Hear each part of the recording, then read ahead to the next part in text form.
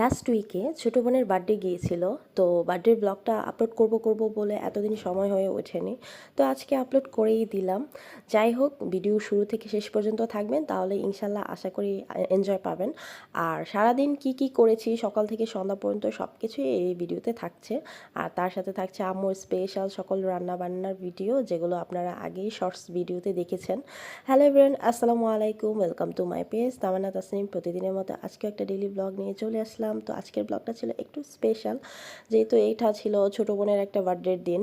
আর খুব ঘরোয়া উপায়ে আমরা বোনেরা আম্মুকে নিয়ে এই ছোট্ট একটা আয়োজন করি বার্থডেটা সেলিব্রেট করেছিলাম। তেমন কোনো বড় কোনো কিছুই করা হয়নি, জাস্ট ছোট্ট একটা কেক দিয়ে আমরা সবাই মিলে আর কি ঘরোয়াভাবে পরিবেশন করেছিলাম সব কিছু।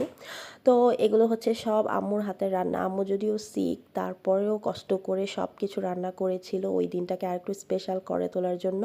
আর যেহেতু আমি